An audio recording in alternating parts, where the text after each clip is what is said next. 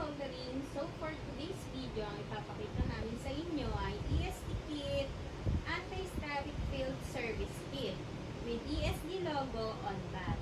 ESD-FS-kit. So yan guys, ito ang ating ESD kit. So may kasama siyang race strap and meron siyang parang connector.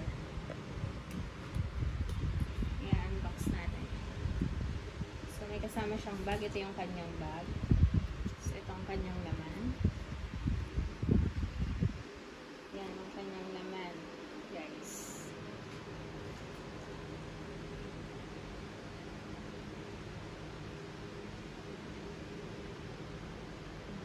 Guys, what is the use of ESD kit, anti-static field service kit with ESD logo on an ESD electrostatic discharge kit, also known as an anti-static kit or field service kit, is used to protect sensitive electronic components from damage caused by static electricity during handling and maintenance. These kits are essential for technicians working in the field as they create a portable, safe work environment for repairing electronic equipment. Key components and their uses. Number 1, ESD mat. This mat quickly and reliably drains static charges, providing a safe surface for placing static sensitive parts. Number 2, wrist strap. Worn by technician, the wrist strap drains static build-up from their body when properly grounded. It ensures continuous contact with the skin for effective static dissipation.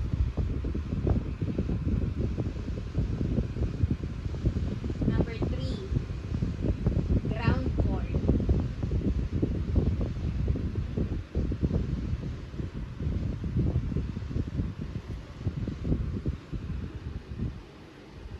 This cord connects the ESD mat to a ground source, allowing for the safe handling of ESD-sensitive items on the mat.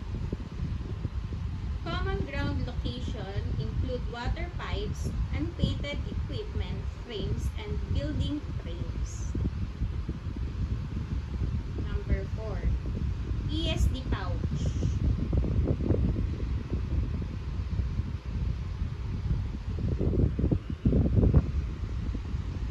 Highly visible pouch to store and organize the components of the kit.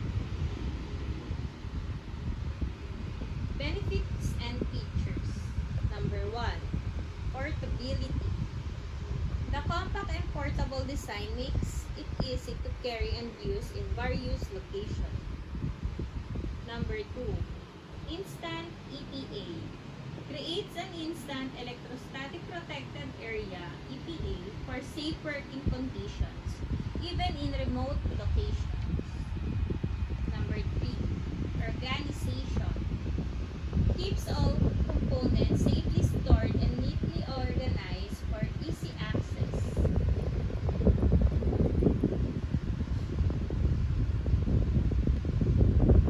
Field service kit components. Component name description.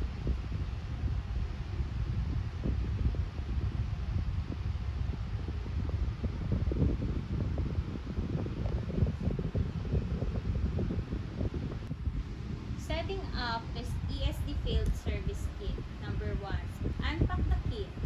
Upon arrival at the service site, unpack the kit in a convenient area near the equipment. Number 2, attach ground cord to mat. Remove accessories from the packets and attach the ground cord to the mat using one of the snaps. Number 3, connect the ground. Connect the opposite end of the ground cord to reliable ground such as water pipes or building frames. Number 4, wear wrist strap. Clip on the wrist strap, adjusting it to fit snugly against the skin. Number 5.